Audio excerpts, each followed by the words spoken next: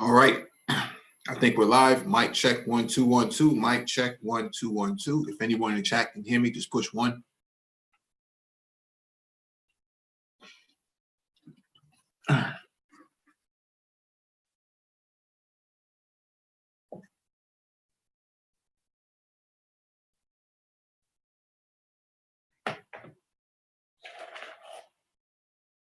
All right, I got a confirmation from the chat. Thank you for the confirmation.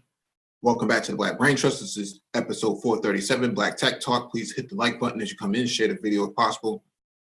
Hit that notification bell so you get all the updates from the Black Brain Trust and those posted on the community tab. Document and description beneath the video for you to follow along with. If you want to engage in this discussion, there'll be a link in the chat for you to click on. When you click on the link, make sure you raise your hand so that one of us can acknowledge you to advance you to the panel.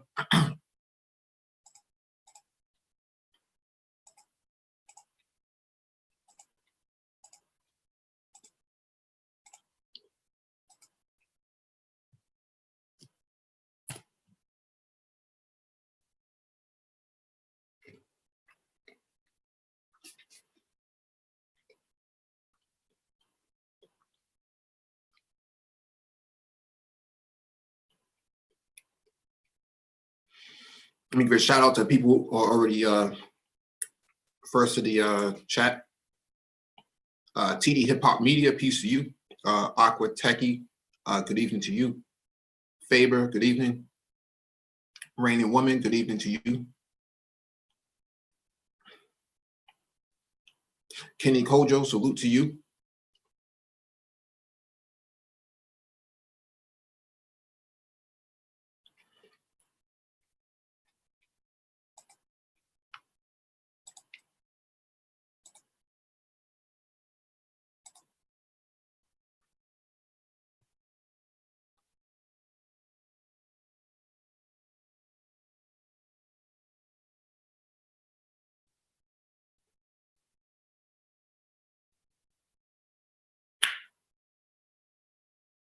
All right, I'm going to get started.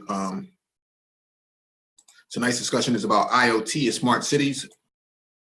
We've been kind of putzing this around, but we found some time this week to actually do it. So Tuesday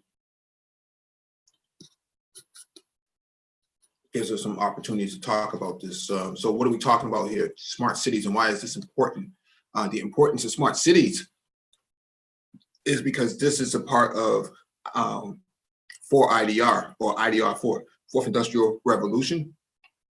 And in fourth industrialized cities and towns and states and countries and whatnot, which going to happen, and it's already happening now, is you have connected environments. Everything is connected. Your phone is connected to the environment. The cars are connected to the environment. The hospitals and other pieces of infrastructure, institutions are connected to the environment. So that's why this becomes important. And so this should be actually acknowledged. Okay, let me get started with the first item on the docket. First item on the docket is from BusinessInsider.com, how smart city technology and the Internet of Things will change our apartments, grids, and communities. Let's clear this out.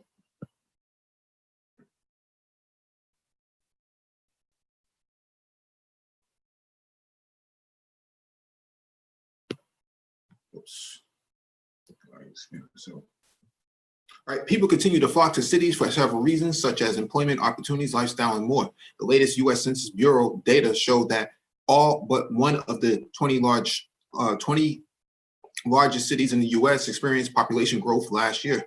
And with the exception of New York City, the 15 cities that had the greatest population growth were in the southern and western portions of the country. Interesting.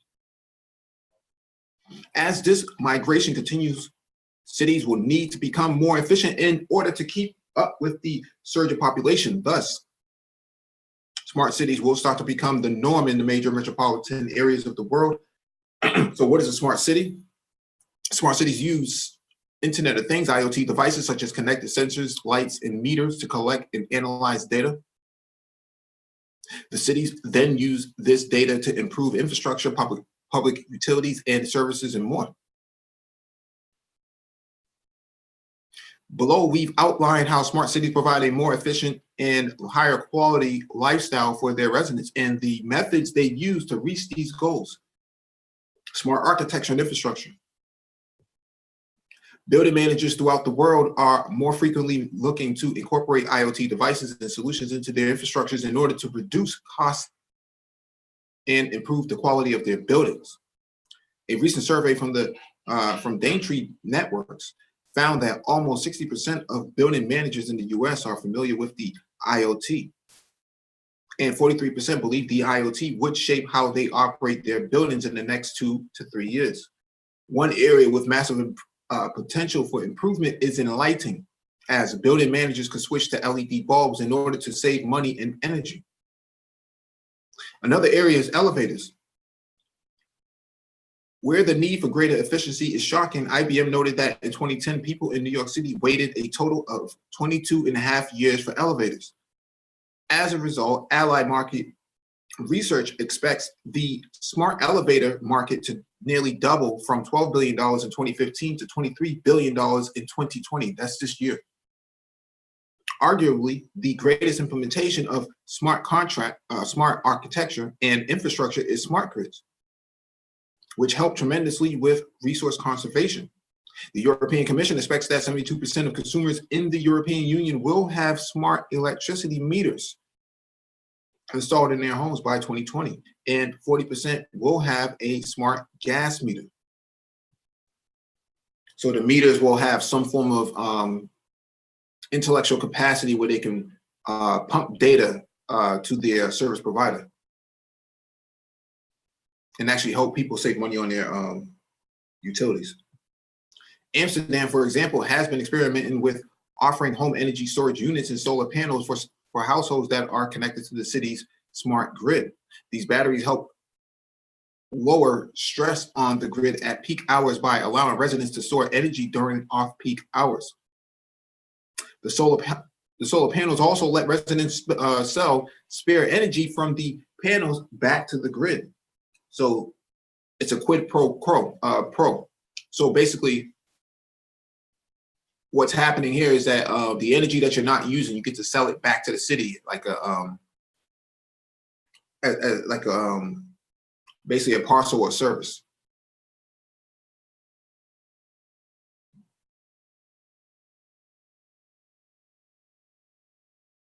The Amsterdam example is just one of many, particularly in Europe, which is leading the world in smart city development. The EU has been proactive in encouraging its member nations to develop smart cities, and the European Commission has allocated 365 million euros for this purpose. And the efforts have already started to bear fruit. Paris debuted an electric car sharing program called Autolib in 2011 and has since grown the fleet of vehicles to 3,000. The connected vehicles can be tracked via GPS, and drivers can use their car's dashboard to reserve parking spaces in advance. That's interesting.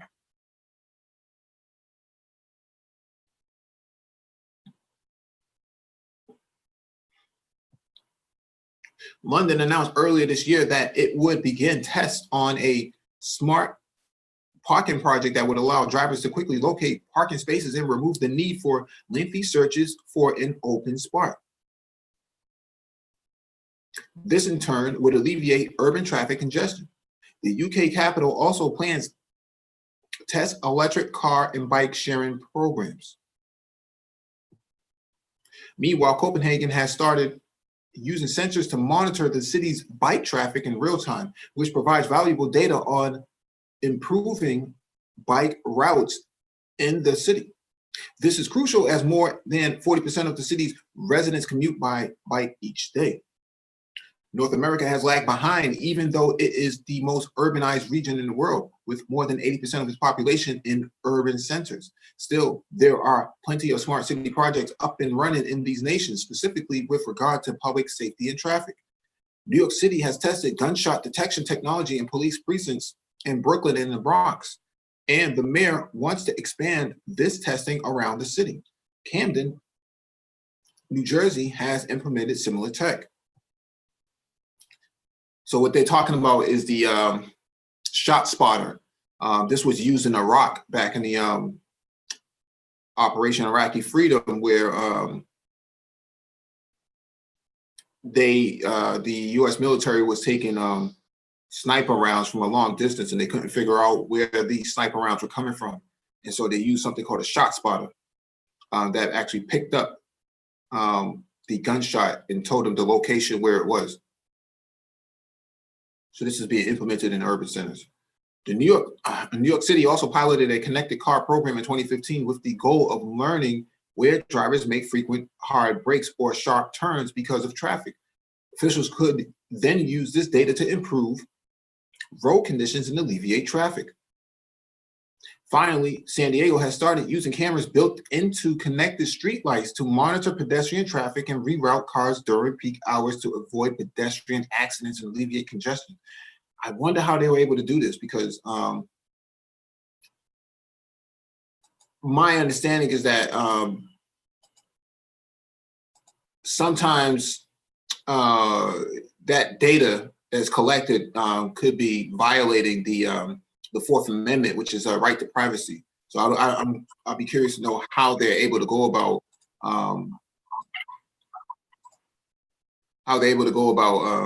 getting around those sort of statutes. The future of IoT is smart cities. The potential of smart cities is nearly limitless, and the growth of these cities should only accelerate in the coming years. But this is not the only area that the IoT will profoundly change in the near future. That's why BI Intelligence, Business Insider, has put together the Internet of Things Research Report. So I'm not going to go through that report, but this is just a good primer to get a better understanding. And the article is spot on that the United States is lagging behind everybody else who's involved in smart cities with IoT.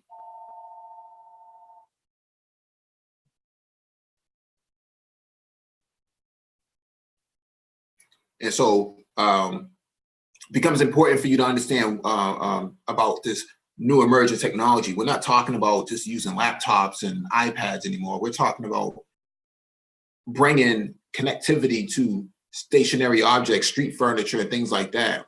I've talked about, this a couple of times before, that there was a need for trash cans in the Black neighborhoods, and what they found was that there were no trash cans. That's why there was so much litter.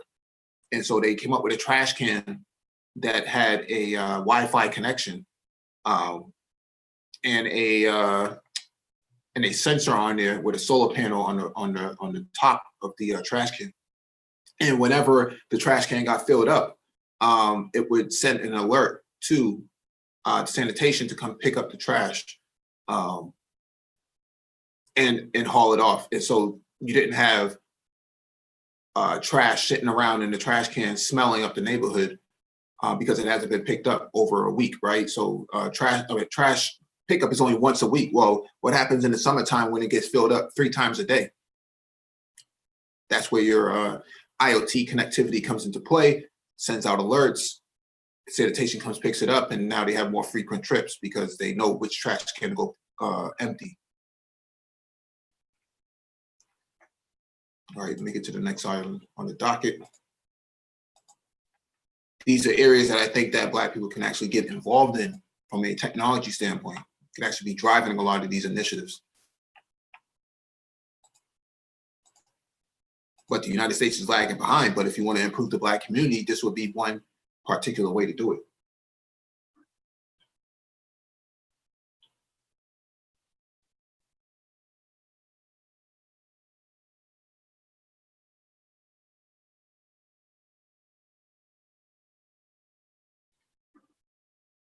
All right, next item on the docket is from readwrite.com. IoT in 2020, it's all coming together.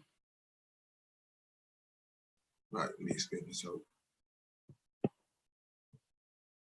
Technology commentators are predicting that 2020 is going to see an acceleration of new tech entering the market, including 5G wireless connectivity, blockchain technology, and artificial intelligence machine learning.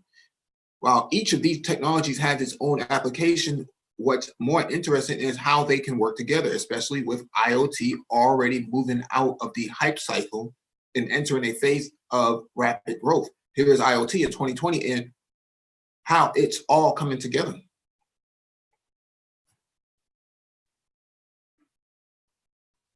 How are the new technologies going to impact the IoT? We may not have a crystal clear picture yet, but we are in a position where we can start making some confident sketches. Sorry, it's getting dealt too much. One of the issues that have undoubtedly held back the evolution of the IoT has been the silo development of its component parts, with different vendors working on sensor devices, operating systems, and analytics processing.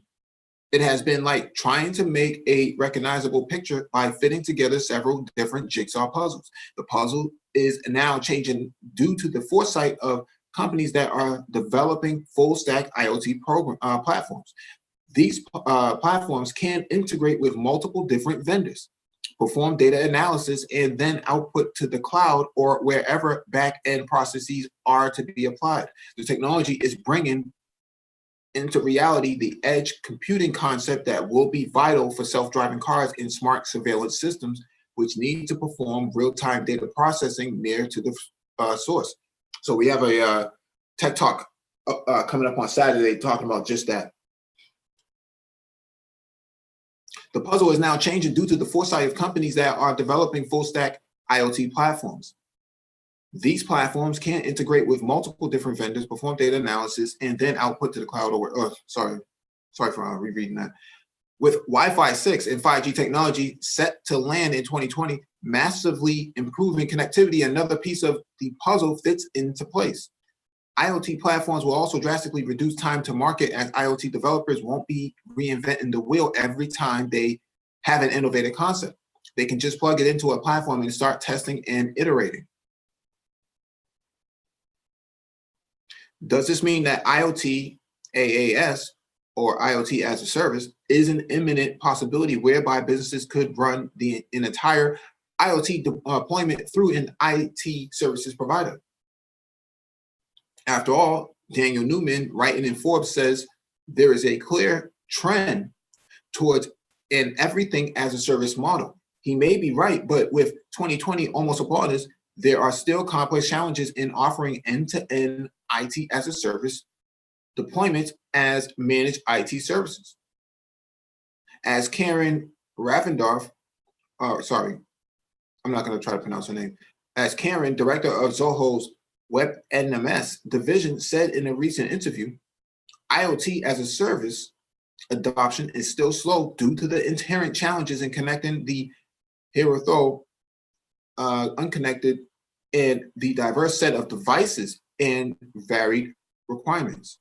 So what they're talking about here is that there's no real standardization or regulation around IoT, and it becomes really up in the air. It's really wild, wild west right now. Having said that, Karen also revealed that IT as a service would be possible in some verticals where the entire supply chain was managed by an OEM.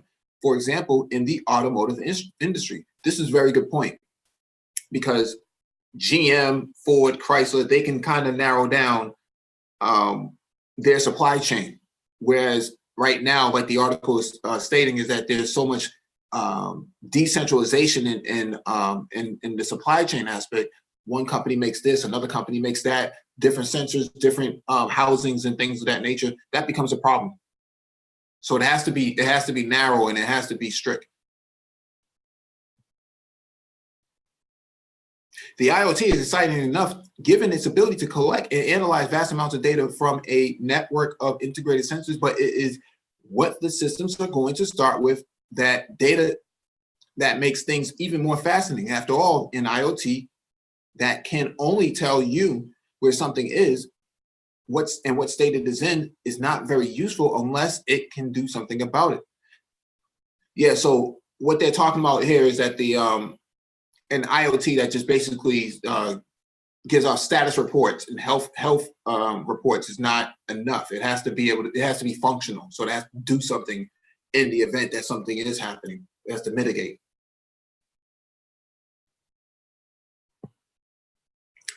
I am talking, of course, about artificial intelligence and machine learning technology, which are also now maturing as we hit the almost prophetic 2020. We have recently seen see how AI can learn how to use sophisticated strategies to win a game of hiding and seek. Just think what it can do when given access to various sources of disparate data collected from, say, a smart city. The potential is not just that AI will implement the solutions we would choose had we the ability to process big data. It is that AI could come up with solutions humans would never have thought of in the first place. Maybe not right now, but maybe in the future that may be the case, maybe 10 years from now. But for right now, AI is still a fair bit underperforming for what people's expectation is. And the evolving AI-powered iOS is not just limited to cerebral processing. In certain areas, robotic process automation could be used to automatically run digital and even physical processes without human intervention. After decades of following pre-coded instructions in the assembly rooms of car manufacturers, RPA is set to get a reboot as the executive arm of rapidly evolving AI. To take the analogy of a human body, if the IoT is the eyes and ears and AI is the mind, then RPA is the legs, arms and legs. Only this human wouldn't need to sleep, could make calculations and decisions at lightning speed and act with tireless efficiency. The sum is a lot bigger than the parts.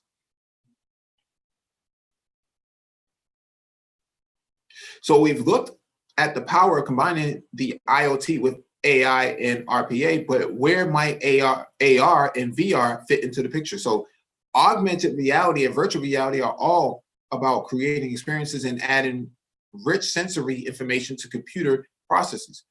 One example of its applications is Edge, Kroger's smart shelf product. Edge uses IoT sensors on the shelves which interact with an app on a shopper's cell phone. When the shopper scans items on the shelf, they receive an AR overlay of information on their device screen. Interesting. The application might include nutritional information, cross-sell suggestions, and availability information. The benefit to both customers and marketers is clear to see, and with AI entering the picture, consumer apps could hyper-personalize offerings based on past patterns of shopping behavior.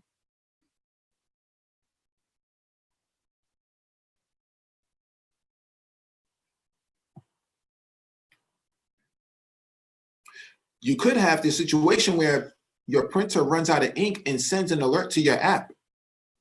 The app, in turn, interfaces with in-store IoT sensors and informs you that there is ink in stock and directs you via an AR, augmented reality overlay, to the relevant shelf. Another IoT and AR use case is... Yeah, you did it right, Mike.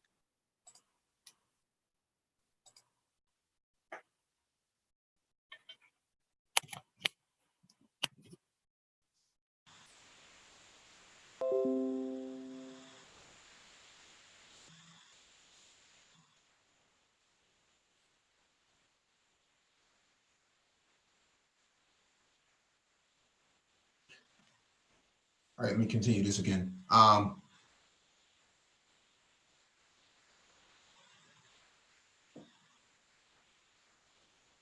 As the concept of the smart city becomes a reality, this information is likely to be supplemented by data from the external environment. In a hypothetical scenario, gas station billboards could alert drivers to make a pit stop when their gas is running low. In the future, this won't be the case because they'll be driving electric cars. Blockchain technology is most strongly connected with cryptocurrencies, in particular Bitcoin. But the technology has been recognized as having far wider applications. In fact, blockchains could revolutionize how we do business, and some commentators claim it will be bigger than the internet itself. Blockchain's strength is in its ability to store a record of transactions of any kind on a decentralized ledger that can be queried at any time. Once an entry has been made, whether that is a payment or an exchange of contracts in real estate transaction and insurance contract or something else, it become, I should say, it can become impossible to alter that information without altering the entire blockchain. The integration of blockchain technology with IoT in supply chains could dramatically decrease fraud while at the same time protecting consumer rights. As a distributed technology itself, IoT sensors could be mapped to the blockchain. Now, take a damaged goods claim by checking the ledger. An investigator could pinpoint precisely that what was damaged and at what stage in the process it happened, with everything from payment details and SLAs, service level agreements, also recorded on the blockchain. It would take seconds for the relevant checks to be made and the claim to either upheld or denied. In addition, the root cause analysis of any issue would be much simpler in leading to an immediate change in process for supplier if needed. IBM has been working on integrating the IoT with AI and blockchain for several years already, so these kinds of solutions are probably not too far off being enterprise ready.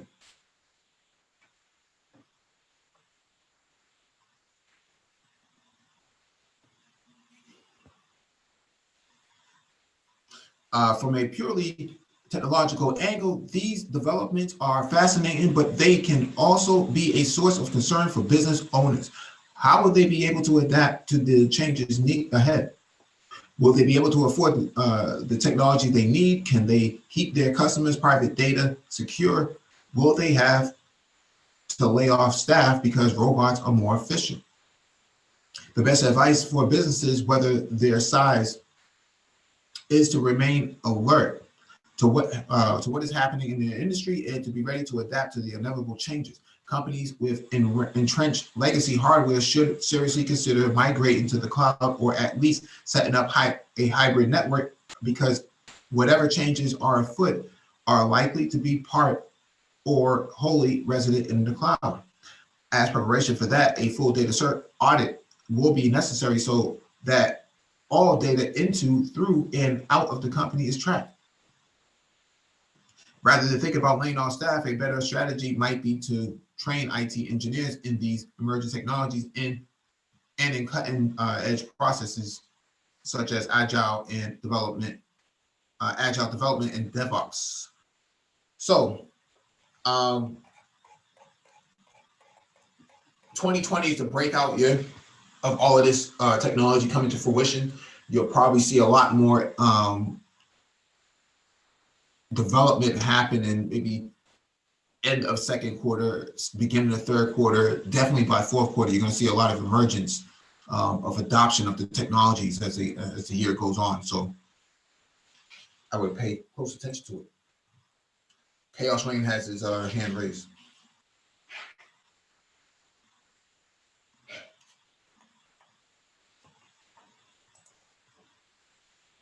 Chaos Rain, can you hear me? Yes, I'm here. How you doing, Mike? The hand raised. What's going on? I'm good. It's funny you talk about the printers, because I have a printer that, and I think I have set to my app where anytime the ink is low and stuff, they'll notify them to send me new shipment. I pay monthly for that, just to keep the service running. And really, I think it's convenient.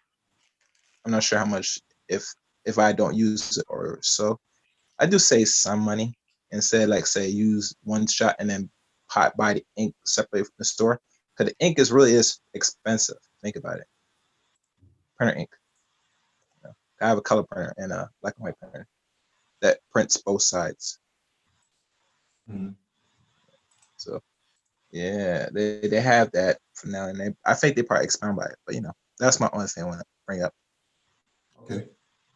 Yeah. Oh, one question I do want to ask before you go into this next article. They're discontinued the Windows 7 operating system this year. Like they're not gonna really support it no more. 2 weeks ago. Hmm? 2 weeks ago they did that. Oh, weeks ago. Okay, yeah, I've noticed that there was YouTube talking about that, and yeah. So when they're going to disconnect the Windows 8, because some people do it. Well, I don't know how many people still have an 8 version. Everybody's now on 10. That'll be for like another year or two. That's not until next year. Okay, so it's only going solely Windows 10 they focus on. All right, that's all I want to ask. Windows 7 is what they discontinued. Okay. Support for. All right, this one is from CompTIA.org. Linux and IoT scalability. All right. Over the past several months, we have covered a number of topics in Linux and IoT. So what makes Linux so scalable? There are many reasons for the scalability of Linux. Building on Unix, Unix was designed for ease of portability across processor architectures. Writing the Linux system in C. The C language is designed to be portable in support of Unix design standards. Being an open source product, Linux has the backing of thousands of open source developers.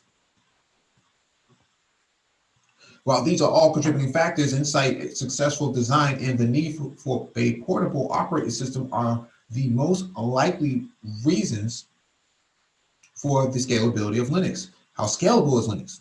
It would be easier to count the processor architectures that Linux doesn't run on than provide a list of all the architectures that it does work on. As of this publication, 31 different processors are currently supported for Linux. These architectures range from postage stamp size computers to mini computers and all the way up to IBM Z series computers. So Z series are the IBM cluster supercomputer based systems. Linux systems are scalable from computers that fit in your pocket to computers that require a full floor of a large building and everything in between. Unix was always designed to be scalable. In the early days, Linux ran on a PDP-11 mini computer by Digital Equipment Corporation (DEC). Later, DEC branded its own version of the Unix OS as Ultrix. Ultrix ran the ATEX application, which was newsroom editing software for almost every major newspaper in the world. ATEX was the publishing system to beat all publishing systems. But it wasn't until Linux came along that both went down to nanoscale operating systems. The smallest computer I have ever developed with using Linux was the Intel Edison board, a postage stamp size multi-core Atom processor with several co-processors and plenty of input-output I/O pins. Another credit card sized computer is the BeagleBone Pocket Beagle.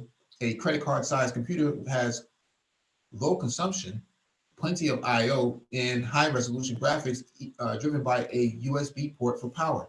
Interesting. Going a little larger, we have the Raspberry Pi and Tinkerboard computers, slightly larger than the credit card. On the larger side of embedded Linux systems would be the NVIDIA Jetson Nano boards.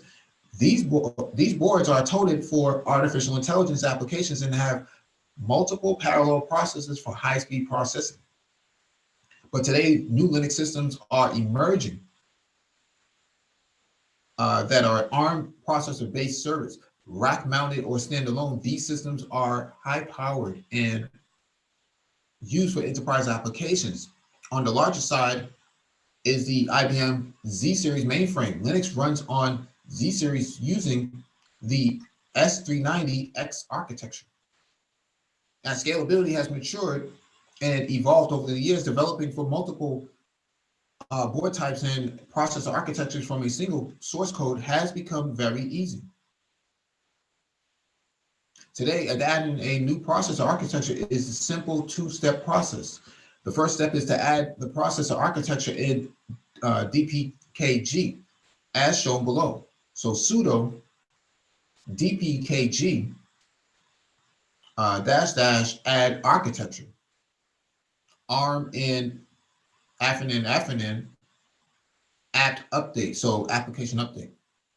So number two is once the processor architecture is added and the package database updated, we need only add the specific compiler and utility for the specific ARM compiler required. So adding the ARM64 architecture is a one-line command as follows. So sudo apt-get install bin utilities architecture 64 Linux GNU GCC ARC 64 Linux GNU. So 2 lines of code is what is needed to add, is what's needed to add, you know, the new processor, the latest processor to the support system for Linux or to the kernel. Maybe Josh might be able to help us understand what this 2 lines of code are really referring to from his perspective.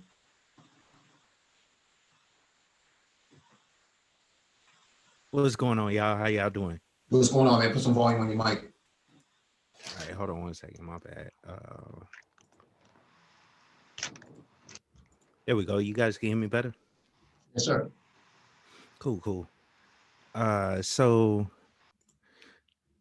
I kind of missed the beginning, but it looks like this is for ARM chip, which is for Raspberry Pi, or I heard you say that. So yeah, I mean, this is just installing certain utilities and libraries or whatever for the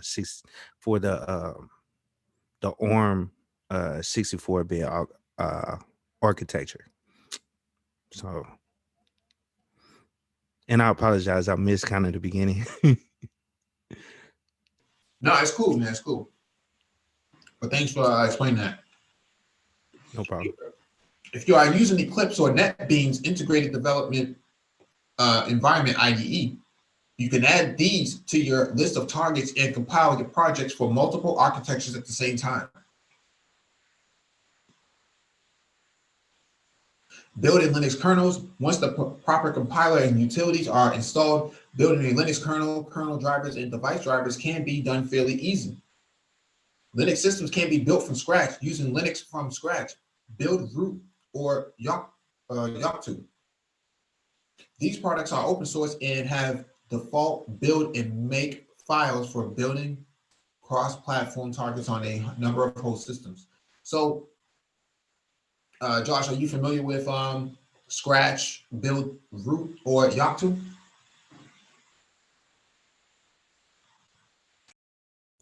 I've seen it before. I know Linux from scratch. Linux from scratch is basically an operating system where you can actually build you can build your own distribution.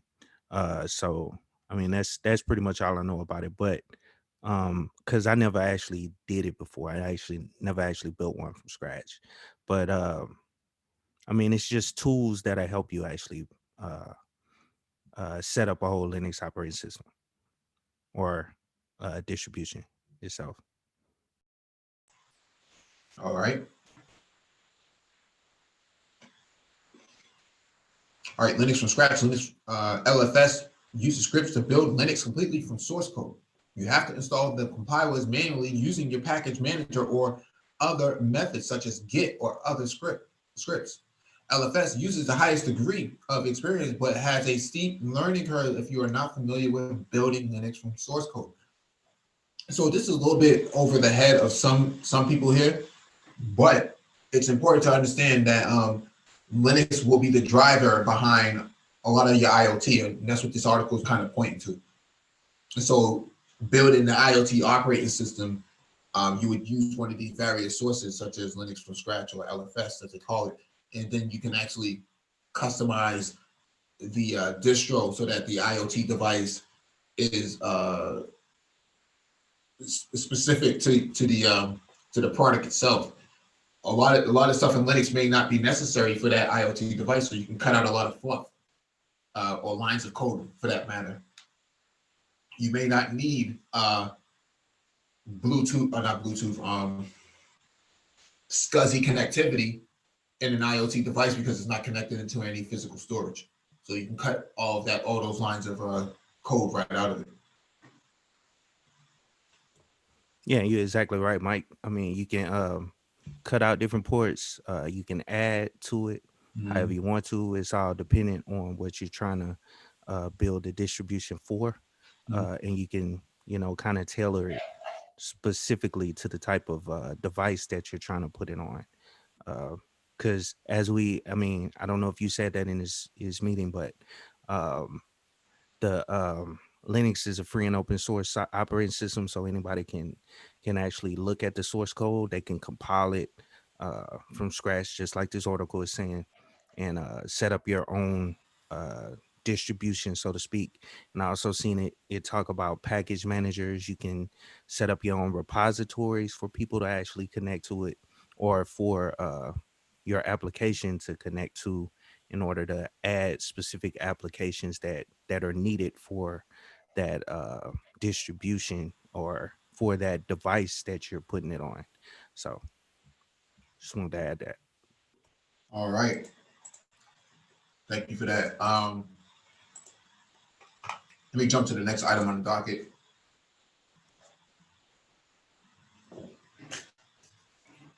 All right, this is from embeddedcomputing.com. Longtime supporter of this site myself, so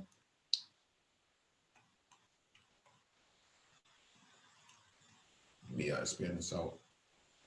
Although the hype for IoT was immense from the beginning of 2012, the processes for IoT and app development is still being streamlined. 5G has shown promises to deliver 100 times faster speed than the current mobile networks. With a combination of 5G and IoT, industries are looking at the technological transformation to move towards real-world applications and environment where multiple devices will be able to connect, share information, interpret, and deliver a seamless experience for users.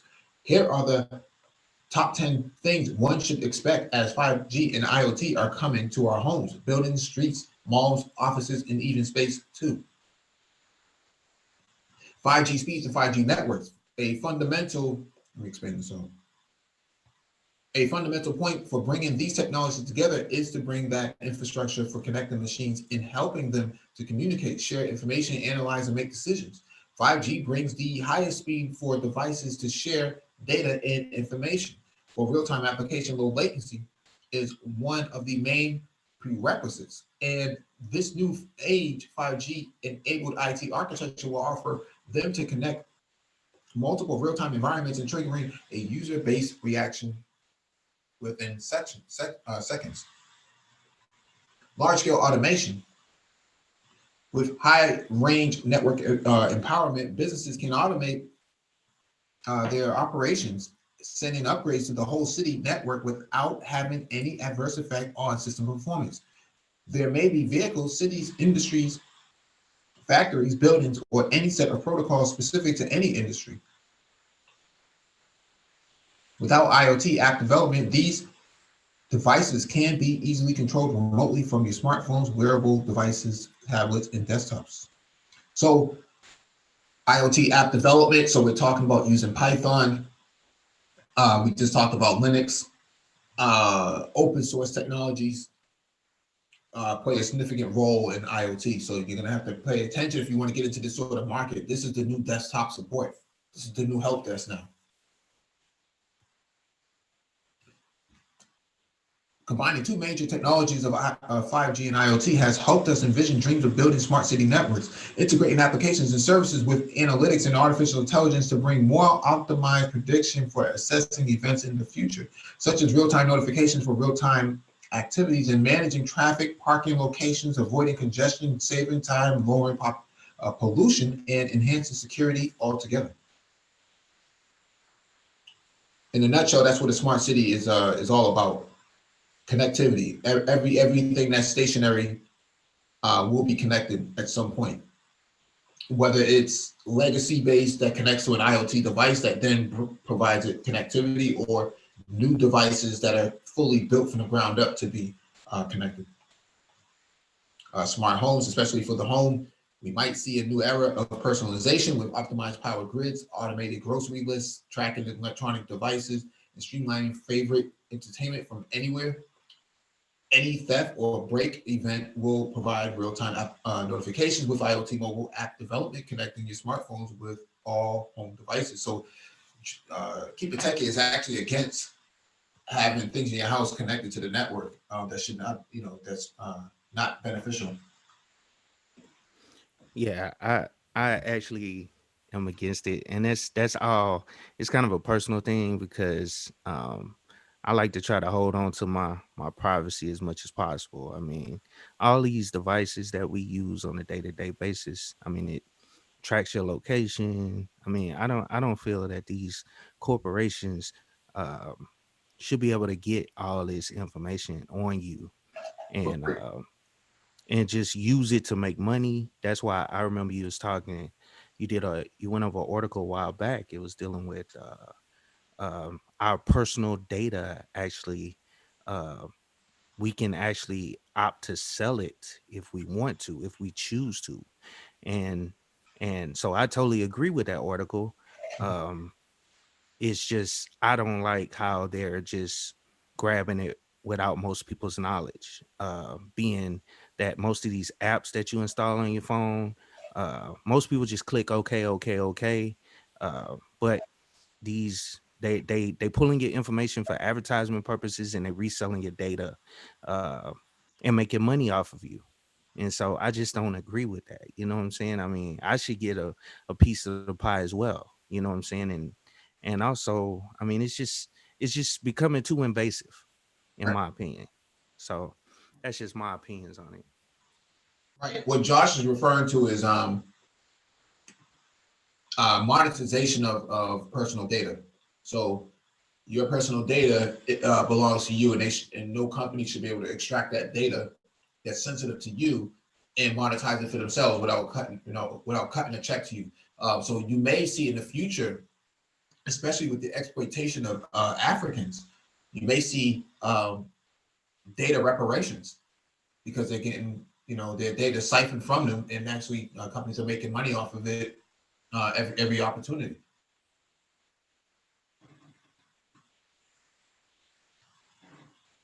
All right, connected vehicles.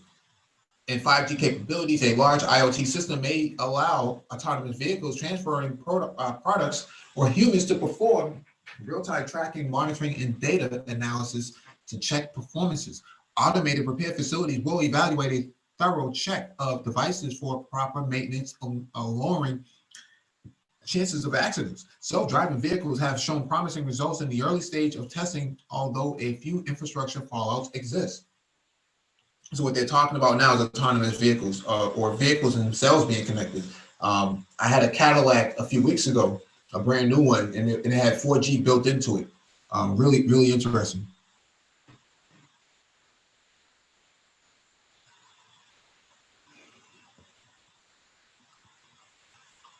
All right, monitoring. With IoT and 5G, a dynamic smart environmental monitoring will bring a new era of helping organizations and the government to cut down on their pollution, greenhouse gases, etc.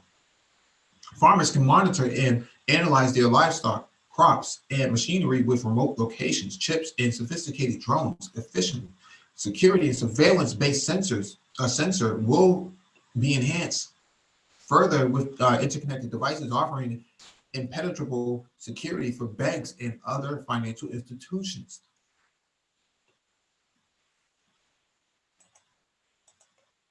So they have, we covered an article about this last year, um, did a whole live stream on it, but based on agricultural technology, basically cows have sensors implanted into them, and they can determine whether or not the cow is sick or how healthy it is, and whether or not they should milk it today, or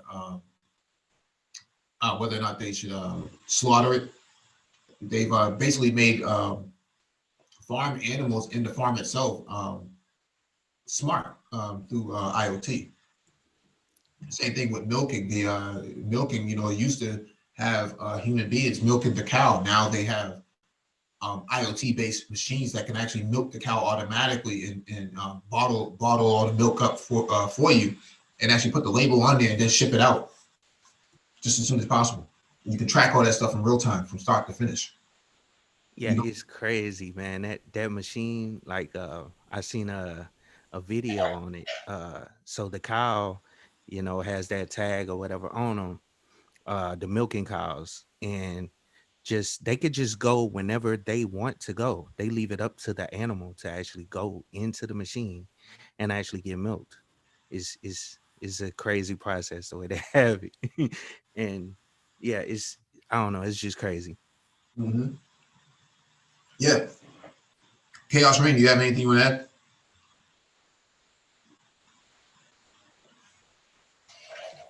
I think we the only ones up here right now, Mike. Oh, he's gone? Okay. Yeah. All right, connected healthcare. With 5G speeds and IoT architecture, the health industry might see large changes with remote patient treatments, medical procedures, and robotic surgeries. Quick processing of PET scanners, and swift consultations. A modern revolution with wearable health monitors will encourage patient awareness and empower the new age population towards better health. We covered this probably about a month or so ago. On Black Health Talk. So we talked about telemedicine, telehealth. Smart factories, sensors on every device allow a smart control on building new modern factories for enhancing production line efficiency, control day-to-day operations, and reduce energy compensation. I think this is spelled wrong. It should say consumption. Yeah, it's actually spelled wrong. For enjoying automation capability by integrating 5G and IoT. This will help businesses with a huge reduction in operational costs and find more revenue streams. So what they're talking about doing is everything inside a factory will be connected to a system. The lights, if nobody's walking around, those lights are going to go out. Your cobots and your robots, those will be connected to a system. They'll be giving off health checks and logging of their utilization. Just everything in the warehouse would be, in that factory will be monetized. All the way down to the fire extinguisher that uses a dry chem to extinguish the entire facility. If there is a fire, it will shut down the whole entire plant. If there's a disruption, alert the first responders to come and assess an issue, security, things of that nature. They pretty much figured this out. And actually, the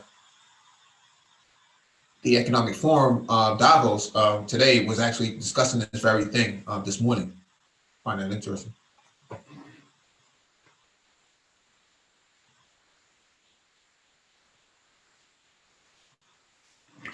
Aerospace, these 5G and IoT enabled devices will offer a plethora of functionalities like health monitoring and inventory management, equipment maintenance, fleet management, and advanced analytics to help aerospace industries to control operations. No surprise there. A Boeing plane, with a whole bunch of sensors on there and has satellite connectivity and 5G connectivity. Is going to produce a lot of data. It's going to be able to give a lot of feedback and actually have some control mechanisms in place. With 5G and IoT, the technology is moving toward smarter and efficient use of technology in homes, factories, buildings, cities, utilities, and more, connecting multiple devices for applications and services to offer a futuristic experience for users in real-world solutions. Almost every industry this is spelled wrong. Industry will see the change in automation, digital transformation, enjoy the improvised quality of life. Though the infrastructure is still at its beginning phase in countries, still the future looks promising with 5G and IoT. QLogic is among the most accomplished and versatile IoT development companies helping businesses achieve this digital transformation with 5G capabilities. So I think if you're not really good at basic computers and things of that nature, and you feel that you may be intimidated by going into a CCNA, Cisco Certified Network Administrator or professional, working in legacy IT, this is going to be the way forward. 1 billion to 2 billion devices will be online by 2022. Somebody's going to have to manage this stuff.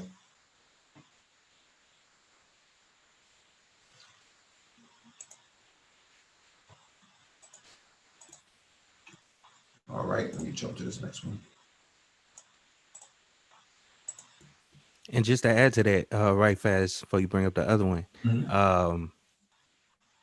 like right now, yeah, and just thinking about it right now with the amount of devices that are on the network, right now, there are hackers out there. They created a website, and it's not really hackers, but it's people that's just showing vulnerable devices that are connected to the internet that people are unaware of, have vulnerabilities and all that stuff. You can search them through this website called Shogun, which will search for open ports, and you really have to understand how networking works in order to kind of search and narrow down what you're looking for. But there are cameras out there that people don't know are connected to the internet and just up there on their property or whatever, and you can search all that stuff. And I'm not trying to advocate for none of that, but it's out there. I'm just showing so cybersecurity is going to be a big issue as well on top of that, to try to help with keeping these devices secure. So yeah, the problem with that, Josh, is that there's no real standard for how an IoT device should be designed so that it's secure. And what's happening here is they design it, I think we covered this yesterday, they design it open, and then they want to add security at the end. That doesn't work. You don't build a car, with a motor and 4 wheels and then say, well, let's add anti-lock brakes later. No, you have to, the DOT standard says it must have anti-lock brakes and airbags and 2 working seatbelts. Yep, I definitely agree. Yeah, it must have that at the beginning. I think that's the same problem that pretty much the IT industry has. No one wants to standardize how a product should be designed because no one wants to actually adhere to the design standardization. So there's no real enforcement when they build this stuff in China and they ship it over here. And then you put it in your house. You got your refrigerator spying on you, talking about who drank all the Kool-Aid. Hey, Mike, a quick question real quick. Something that I've been thinking about for a while now. I think this would be a great idea for you guys to do a show on this question if you haven't already. But when it comes to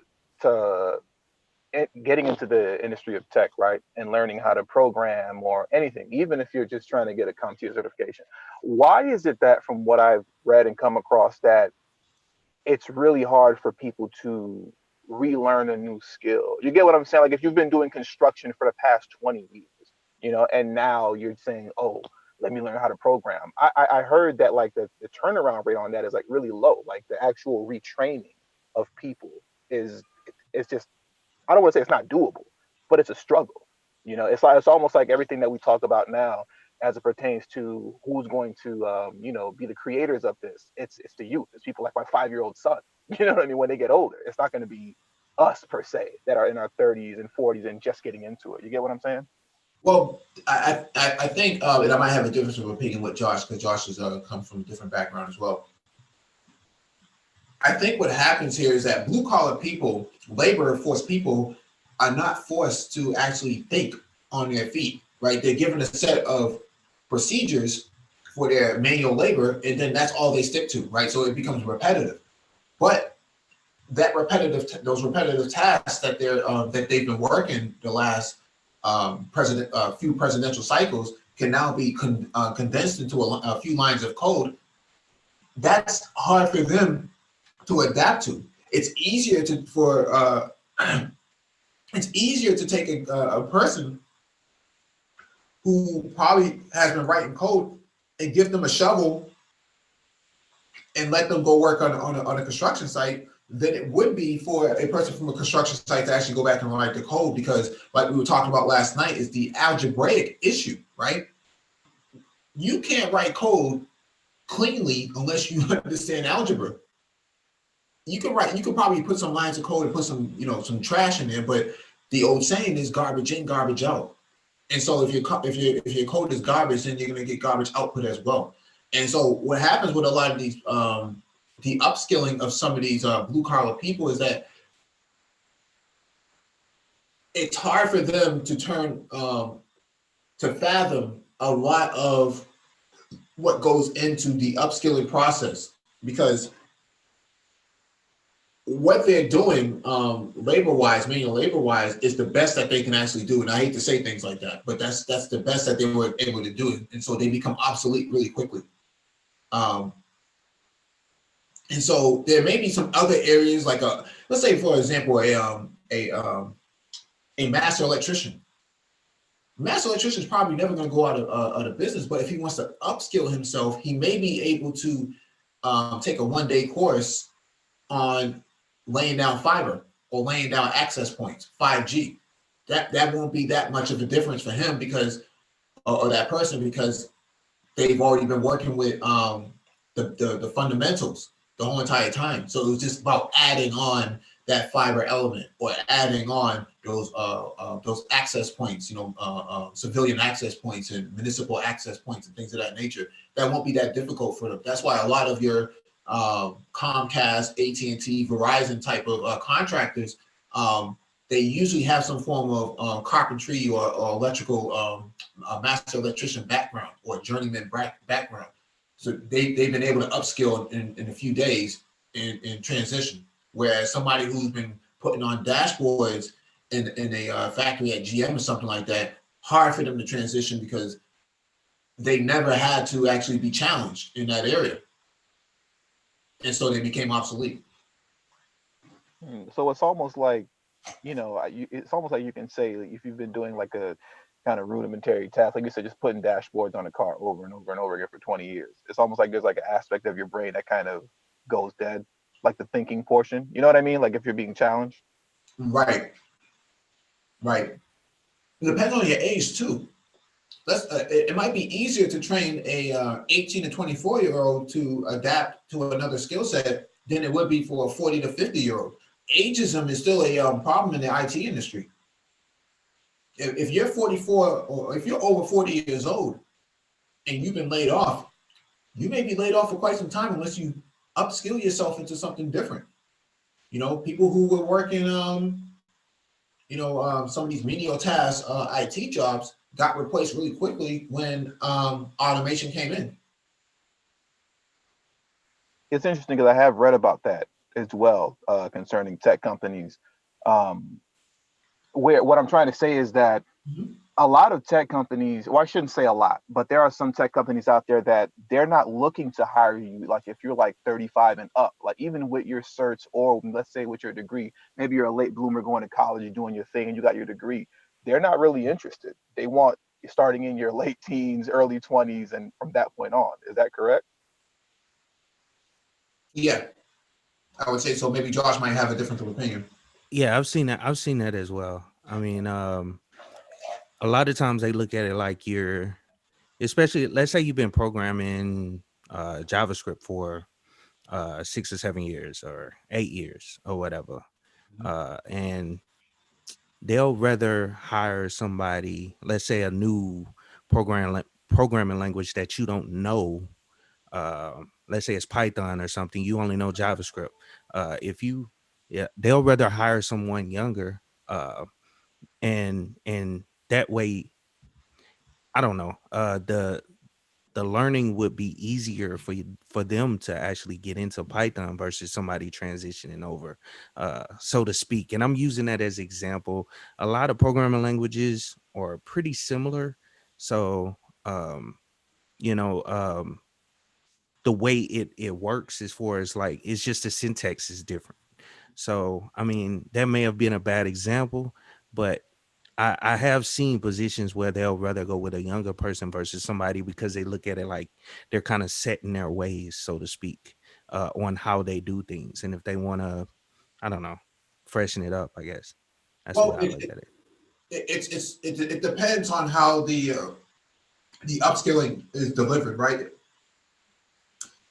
You can't do a brain dump or a boot camp to, let's say, a person working at GM who have been putting bumpers on cars all this time, and then expect them to start writing code within 2 or 3 days. That's just not going to happen.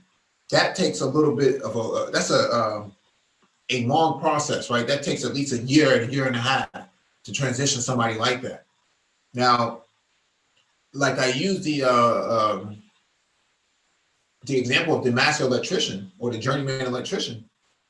Won't be difficult for that person to get into renewable energies because they have already been working with the fundamentals. So transitioning them to solar panels and wind turbines and 5G and access points and laying down fiber and stuff like that, that's almost a no-brainer for them. Even though it's out of their scope of responsibilities initially, it'll be easy to take them over there. Same thing with electric vehicles. It'll be easy to take a mechanic who's been working on gas and diesel-based, petrol-based vehicles and transition them over into electric vehicles because they already have the fundamentals down. It's just a matter of upscaling them over a week or so time, and they'll catch on to it because it's already fresh in their brain. Taking somebody who's been putting bumpers on cars and trying to throw them into a coding class, man, that could be a disaster. It could actually have a reverse effect on them. Could discourage them because they are they're out of their element, out of their natural element. And manual labor, for all intents and purposes, is starting to be a dying skill set. No one really needs that level of simplistic manual labor anymore. You know, putting bumpers on cars and stocking shelves. Now you go to Walmart and some of these other places, they got robots that do all that now.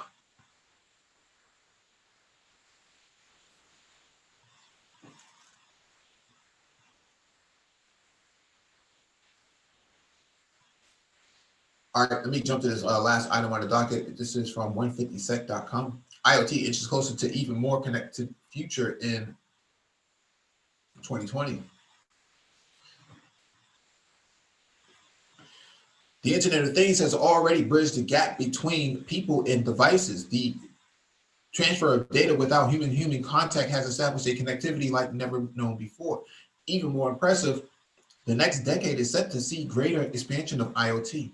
Gartner research claims there will be 20 billion connected devices deployed by the end of 2020. So we just talked about that earlier. I said 1 to 2 billion devices. This is saying 20 billion by the end of 2020, by the end of this year.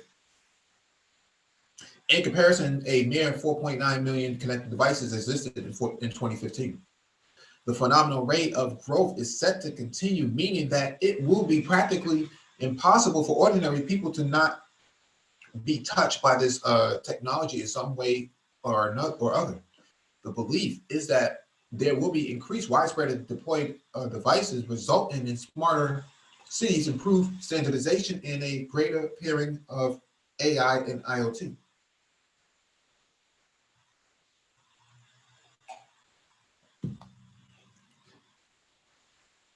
Initial growth in IoT in 2019 serves as a sign of times to come. Increased sales of personal voice assistants like Amazon Alexa and Google Home are likely to continue. Over 100 million Amazon Alexa-enabled devices have been sold worldwide.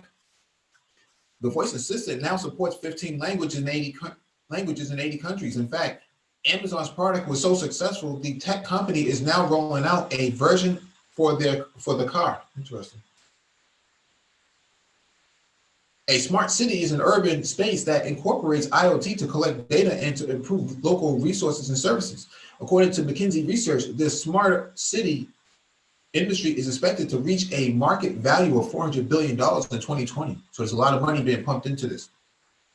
IoT-powered smart city technologies are being applied by cities such as New York, London, Paris, and Tokyo. Smart cities also featured heavily at last week's Consumer Electronics Show in Las Vegas.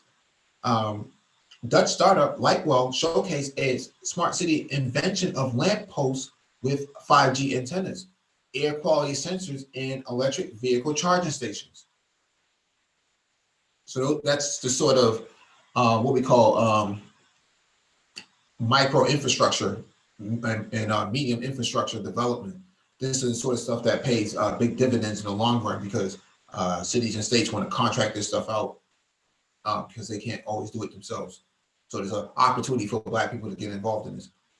Meanwhile, Toyota announced plans to build a 70-hectare playground in Japan to test the realities of a fully connected city.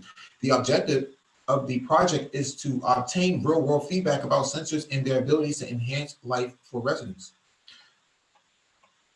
Elsewhere, Munich-based startup Konix plans to utilize smart sensors in the railway industry. The venture aims to apply IoT sensors like smart decisions and AI-based analytics to increase asset availability and optimize maintenance planning.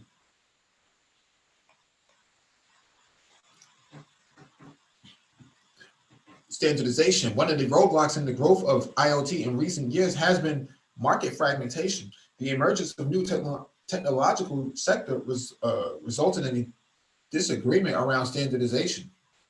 Lack of standard has meant interoperability between connected devices is not always possible due to incompatibility. The knock-on effect is a limitation of the technology. So we talked about this earlier, that there's no real standard when it comes to IoT, and there's no legal regulatory framework in place to actually enforce a lot of these technologies or the technology itself. In response, industry participants such as Cisco, LG, Samsung, and Qualcomm have founded the Open Connectivity Foundation, OCF. The aim of the foundation is to put in place a baseline communication standard so devices have improved connectivity. In a press release published early this month, the OCF underscored the fact that competing communications protocols have led to frustration by users. By having a more streamlined approach, consumers will have a much better smart home or city experience. At CES on January 6th, the OCF demonstrated interoperability between devices from a range of manufacturers, including LG and Samsung. Devices from these manufacturers are due to complete OCF certification later this year. So OCF is actually a necessary organization of bodies that can actually start streamlining standardization. So that's the sort of things that you need in order to make things play together. Innovators in the IoT space are now able to leverage the standardization of technology to deliver impressive results in the real world. Convergence of industrial IoT and AI. The proliferation of IoT devices is stepping up a notch in 2020, and the convergence of industrial IoT and AI is a clear example of this. IP Park, the CTO of LG Electronics, stated earlier this year that the company is now driving digital transformation in manufacturing and integrating AI into a whole portfolio of products to eventually provide our customers with benefits of a seamless, intelligent, connected experience. Pairing the two technologies brings about several advantages. Machine learning combined with IoT sensors can result in more efficient operations, as well as impact smarter detection of fraudulent activities. AI needs volumes of data in order to facilitate its algorithms. IoT has the ability to provide data at astonishing speed and accuracy. With AI positioned at its core, IoT has thus the potential to flourish. German economist Rudi Dornbusch once said that things take longer to happen than you think they will, and then they happen faster than you thought they could. The concept of smart devices has been around for many years. However, all the signs point to 2020 witnessing mass deployment of IoT devices, subsequently rapid fusion of tech and daily life. We've been talking about this for quite some time and trying to get Black people prepared for this type of stuff. If you want to fix the Black community, this is how you do it. You start implementing technologies that's going to largely impact the growth of it from a progressive standpoint.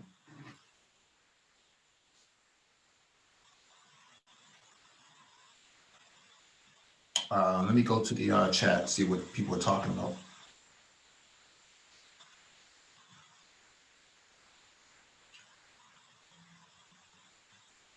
Aquateki says, speaking of the impending IoT flood, do you think we'll finally be forced to leave IP4 behind and go all IPv6? So what Aquateki is referring to is IP version 6, which is the new IP standard for connected devices. The whole purpose of IPv6 is for this very purpose. 20 billion, 40 billion, 100 billion devices. You need a lot of IPs for that, and that's where IP version 6 comes in. I haven't seen anybody use IPv4 outside of the enterprise in quite some time. In fact, most of the IP segments in IPv4 have already been purchased and are no longer available. So IPv6 has already been, kind of standardized from service providers, Comcast, AT&T, Verizon, Sprint, all those companies. They all use IPv6 for all their customers. And it's been that way for about 10 years now. No one really uses that IPv4 anymore.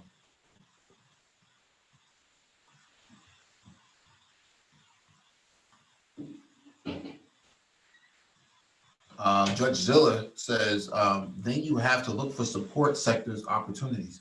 Yeah, there's a lot of that's going to come about. But you got to read up on the technology first before you have an understanding of what you're going to be supporting. Gearsy Net says ageism will never end. Yeah, ageism plus racism. So it's like getting shot in the head and getting shot in the chest too, with a shotgun.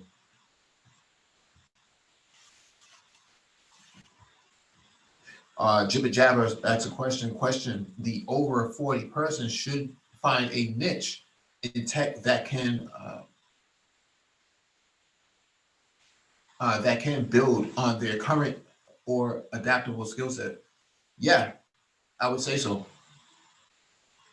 Usually, if you're over 40, you're probably going to get involved in the consultancy area if you're not going to get into a management position. I know it can be hard for people over 40 to take orders and managerial delegations from a millennial, but that's happening right now. You see a lot of the exiting of Gen Xers from the industry itself.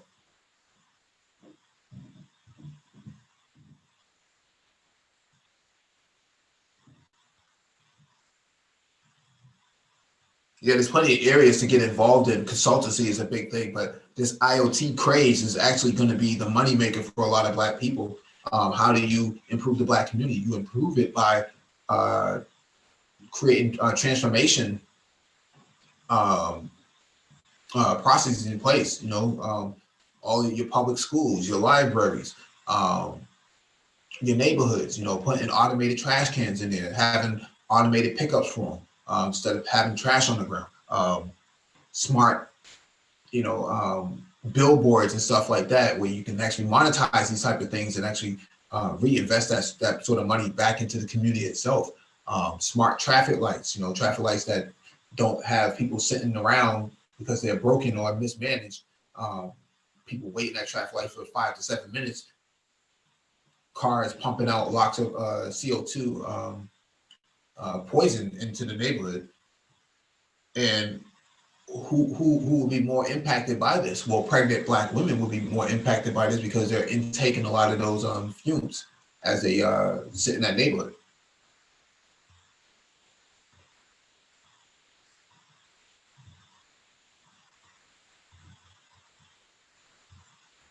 Hey, Mike, I apologize, but I got to run, man. Hey, I'll catch you on the next one.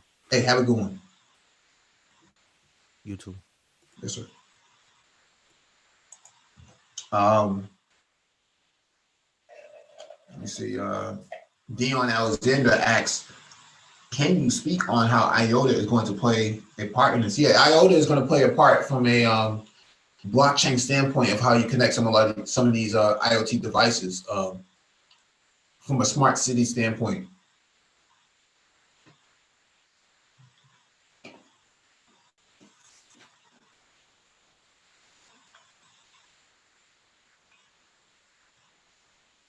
Yeah, complex design says micro transport. Yeah, micro transportation, media transportation, charging infrastructure, street furniture. Street furniture referring to park benches and things of that nature that can be enabled. You can put a small solar panel on there with a battery tucked under the bench itself, where people could charge their phones and whatnot, charge their devices. Those are the basics of building out smart cities, but you can't build a smart city until you build smart neighborhoods. The Black community should be a part of all that. So.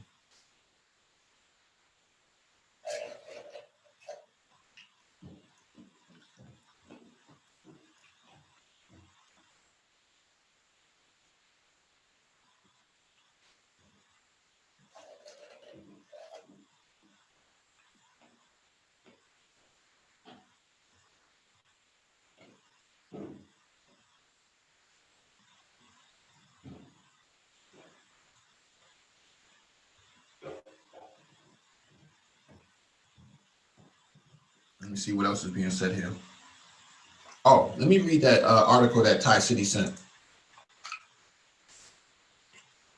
Thai City sent an article yesterday.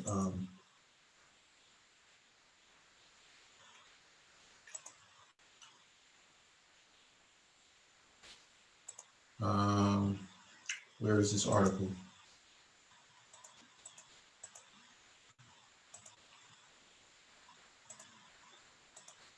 Oh, here it is right here. It's actually a good article. Let me read this real quick and then we'll close out.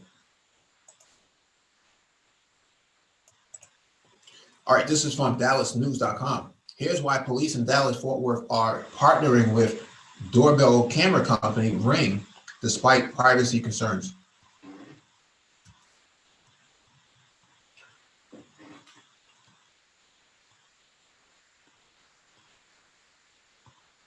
Shortly after Carrollton police signed a contract to enter a partnership with Amazon-owned doorbell camera company Ring, Assistant Chief Kevin McCoy decided to make sure the company was true to its word.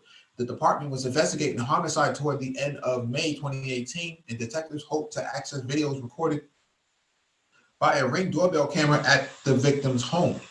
McCoy said he knew the detectives would need the homeowner's consent or warrant to get the videos, but he called a Ring representative anyway as a test, asking whether the company would provide the video.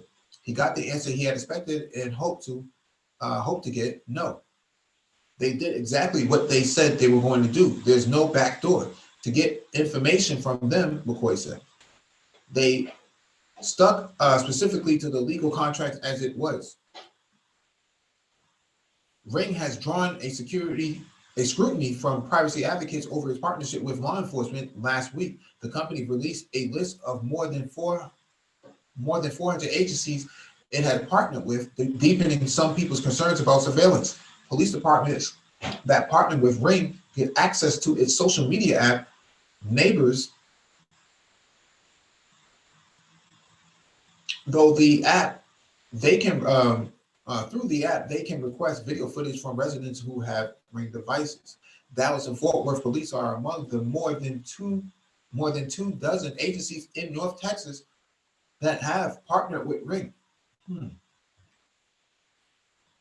How the partnership works. If the police are investigating the crime, they can reach out to nearby neighbors to request video from a specific time frame. The residents decide whether to share their video, review the footage before sending it, or ignore the request.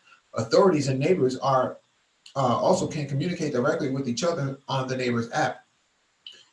That function has been a benefit in the University Park Police Captain Jim Savage, what a name, it has helped the department quell neighborhood rumors. It gives our detectives an opportunity to say, look, that's not what happened. Here's what we're doing, and just try to calm the situation down a little bit, Savage said. On any average user's end, the app can send alerts from the Ring news team about crimes that have been reported within a 5-mile radius. Residents who use the app can post videos and photos as they would on social media platforms, though their names and exact locations are kept private. People have used the platform to share videos of people stealing packages from their porches or breaking into cars, and they also report hearing gunshots or seeing wildlife such as bobcats or coyotes. In the Carrollton homicide case, the homeowner consented to sharing the Ring video with the police. The footage showed the victim, Randy Duger, and suspect Danny Marquez arriving at the house where they lived as roommates, according to an arrest warrant affidavit.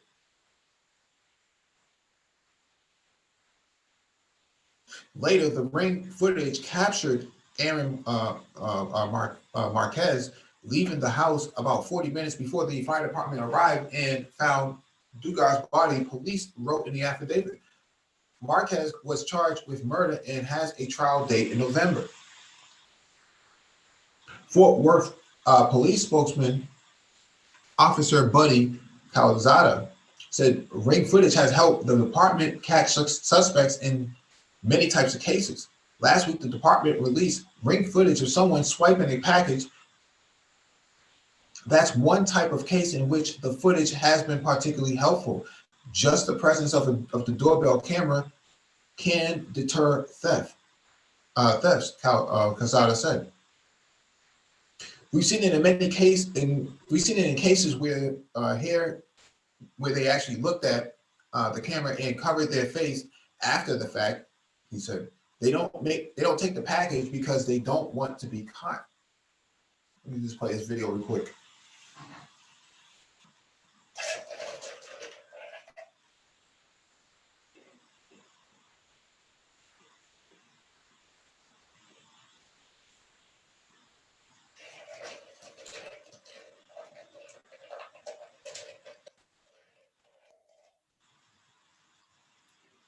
That's interesting.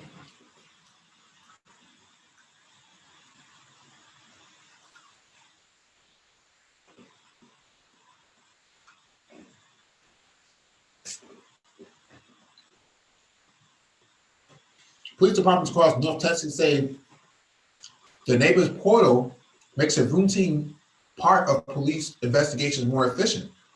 Ring has offered some departments its devices to distribute to residents. Carlton, for example, got about a dozen department spokeswomen, Jolene DeVito said.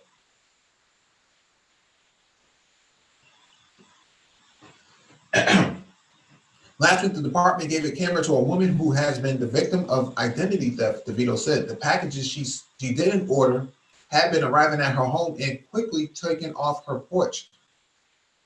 So police offered a camera to give her peace of mind, DeVito said.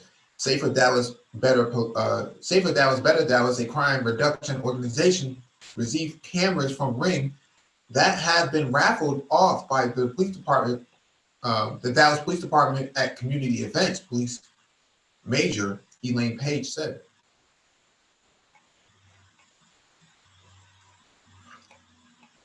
I'm not going to read this whole thing, but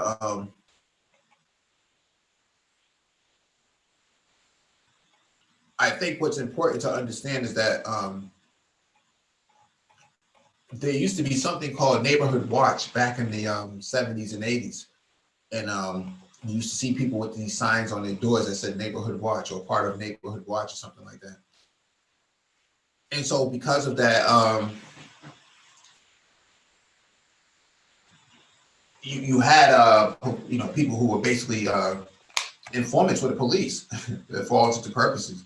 Now what they're doing is they're leveraging the technology to be informants for the police. I'm not a big fan of this. I think if the police want to see what people are doing, they should put cameras in the neighborhoods and not on people's houses.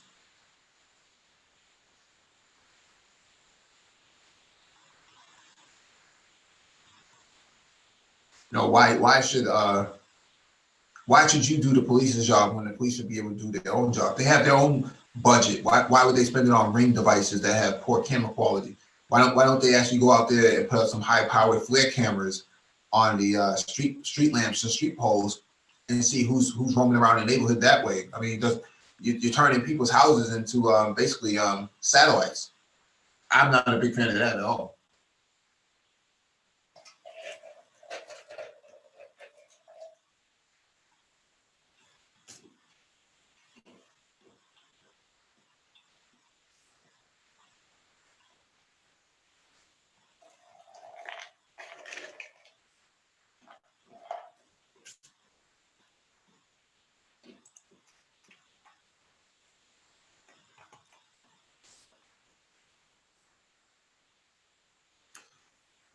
Let me see if there's any other questions in the chat.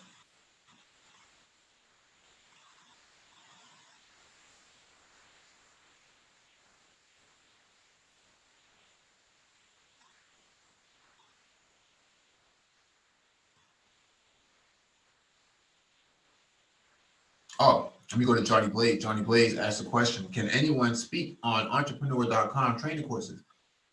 Project management, $45. I'm familiar with entrepreneur.com, but I'm not familiar with their training courses. I know when the training courses are discounted like that, they could look a little bit hazy, but I've never used the training courses from there, so I can't really speak to that.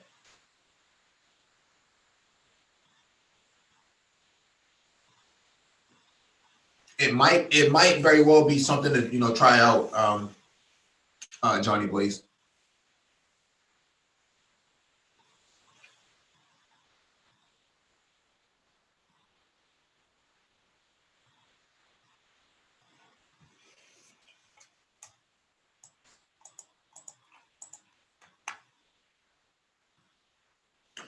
All right, let me close out, man. Thank you all for joining us. Please hit the like button if not already done so. Share the video if possible. Also hit that notification bell so you get all the updates from the Black Brain Trust, including those posted on the community tab. Docket in the description beneath the video for you to reference.